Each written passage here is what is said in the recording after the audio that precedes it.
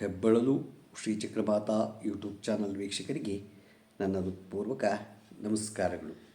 ಸುಭಾಷಿತ: ನಿತ್ಯದ ಬದುಕಿನಲ್ಲಿ ಸಣ್ಣ ಸಣ್ಣ ಸಂಗತಿಗಳು ಸಾಕಷ್ಟಿರುತ್ತದೆ. ಅವುಗಳನ್ನು ಗ್ರಹಿಸಿ ಖುಷಿ ಪಡುವುದನ್ನು ರೂಢಿಸಿಕೊಂಡವರಿಗೆ ಜಗತ್ತು ಸುಂದರವೆನಿಸುತ್ತದೆ. ಗೊತ್ತಾಯ್ತಾ? ನಾವು ಯಾವುದೇ ಇದಾದ್ರೂ ನಾವು ಗ್ರಹಿಸ್ಕೊಂಡು ಖುಷಿ ಪಡಬೇಕೇ ಹೊರತು ನಾವು ಅಸಂತೋಷ ಪಡಬಾರ್ದು, ಖುಷಿ ಇಲ್ದಾಗೆ ಇರಬಾರ್ದು. ಗೊತ್ತಾಯ್ತಾ? ಹಾಗಿದ್ದರೆ ನಮ್ಗೆ ಯಾವಾಗಲೂ ಸುಂದರವಾಗಿ ಜಗತ್ತು ಕಾಣಿಸುತ್ತೆ. ಇವಾಗ ನಾವು ದಿನಕ್ಕಿಂತ ಪಂಚಾಂಗಕ್ಕಿಂತ ಮುಂಚೆ ಗುರುಚರಿತ್ರೆ 46ನೇ ಅಧ್ಯಾಯವನ್ನು ತಿಳ್ಕೊಳ್ಳೋಣ. ಶ್ರೀ ಗುರುಭ್ಯೋ ನಮಃ. ಹರಿ ಓಂ. ಗಣಾನಾಂ ತ್ವಾ ಗಣಪತಿಂ ಹವಾಮಹೇ ಕವಿಂ ಕವೀನಾಪಮಶ್ರವಸ್ತಮಂ ಜ್ಯೇಷ್ಠರಾಜಂ ಬ್ರಹ್ಮಣಾಂ ಬ್ರಹ್ಮಣಸ್ಪತ ಆನುಶೃಣ್ವನ್ನೋತಿಭಿಸ್ಸೀದಸಾದನಂ. ಸಿದ್ಧಪುರುಷರು ನಾಮಧಾರಕನಿಗೆ ಶ್ರೀ ಗುರುಚರಿತ್ರೆಯನ್ನು ಹೇಳಲು ಉಪಕ್ರಮಿಸಿದರೋ. ಇಪ್ಪರಿಗಿ ಗ್ರಾಮಸ್ಥರು ಶ್ರೀ ಗುರುಗಳನ್ನು ಒಮ್ಮೆ ತಮ್ಮ ಊರಿಗೆ ಭಿಕ್ಷೆಗೆ ಆಮಂತ್ರಿಸಿದರೋ. ಆ ಊರಿನಲ್ಲಿ ಕಲ್ಲೇಶ್ವರನೆಂಬ ಶಿವದೇವಾಲಯವಿತ್ತು. ಅಲ್ಲಿ ನರಹರಿ ಎಂಬಾತನು ನಿತ್ಯವೂ ಭಕ್ತಿಯಿಂದ ಶಿವಪೂಜೆಯನ್ನು ಮಾಡುತ್ತಿದ್ದನು. ಆತನು ಕವಿಯೂ ಆಗಿದ್ದನು. ಭಕ್ತರು ಆತನ ಬಳಿ ಹೋಗಿ, ನೀನು ಶ್ರೀ ಗುರುಗಳ ಮೇಲೆ ಸ್ತೋತ್ರ ರೂಪವಾಗಿ ಪದ್ಯಗಳು ರಚಿಸು ಎಂದು ಅವರಿಗೆ ಕೋರ್ತಾರೆ. ನರಹರಿಯು, ಸ್ವಾಮಿ, ನಾನು ಕಲ್ಲೇಶ್ವರರ ಹೊರತು ಬೇರಾವ ದೇವರನ್ನು ಸ್ತುತಿಸಲಾರೆ. ನನ್ನ ಕವಿತೆ ಆತನಿಗೆ ಅರ್ಪಿತವಾಗಿದೆ ಎಂದು ಹೇಳಿಬಿಟ್ಟನು. ನಂತರ ಆತನು ದೇವಾಲಯದಲ್ಲಿ ಶಿವನನ್ನು ಪೂಜಿಸಿ ಅಲ್ಲಿಯ ಪ್ರಾಂಗಣದಲ್ಲೇ ನಿದ್ರಿಸಿದನು. ಆತನ ಕನಸಿನಲ್ಲಿ ಶ್ರೀ ಗುರುಗಳನ್ನು ಕಾಣಿಸಿಕೊಂಡು ಶಿವಲಿಂಗದಲ್ಲಿರುವಂತೆ ದರ್ಶನ ನೀಡಿದರು.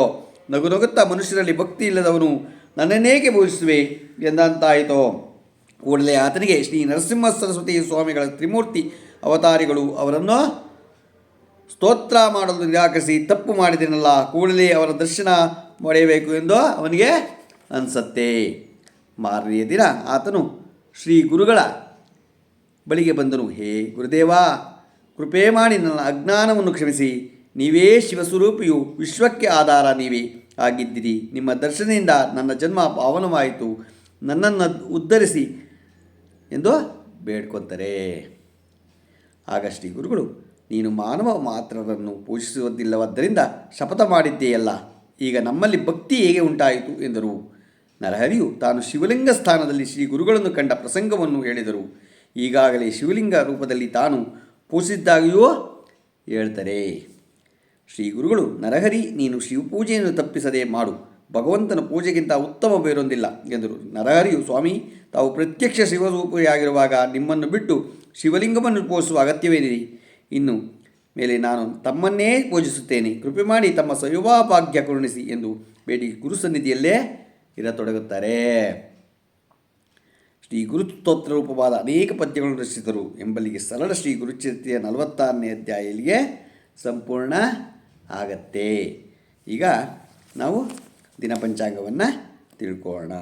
ದಿನಾಂಕ 24/12/2024 ಮಂಗಳವಾರ, ಶ್ರೀ ಕ್ರೋಧಿನಾಮ ಸಂವತ್ಸರ, ದಕ್ಷಿಣಾಯನ, ಹೇಮಂತ ಋತು, ಮಾರ್ಗಶಿರ ಮಾಸ, ಕೃಷ್ಣ ಪಕ್ಷ, ತಿಥಿ ನವಮಿ, ಸಾಯಂಕಾಲ 6:56 ನಿಮಿಷ. ನಕ್ಷತ್ರ ಹಸ್ತ, ಹಗಲು 12:14 ನಿಮಿಷ. ಮಳೆ ಮೂಲ 3ನೇ ಪಾದ.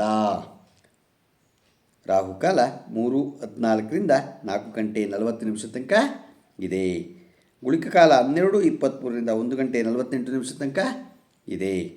ಯಮಗಂಟ ಕಾಲ 9:31 10:52 ತನಕ ಇದೆ. ಇವತ್ತು ಯಾರು ಹುಟ್ಟುಹಬ್ಬ ಆಚರಿಸ್ಕೊತಿದ್ರು, ಮದುವೆಯಾದ ದಂಪತಿಗಳು ವಾರ್ಷಿಕೋತ್ಸವ ಆಚರಿಸ್ಕೊತಿರೋರಿಗೆ ನಮ್ಮ ಹೆಬ್ಬಳಲು ಶ್ರೀ ಚಕ್ರಮಾತಾ ಯೂಟ್ಯೂಬ್ ಚಾನಲ್ ಕಡೆಯಿಂದ ನಿಮಗೆ ಶುಭ, ಒಳ್ಳೆಯದಾಗಲಿ.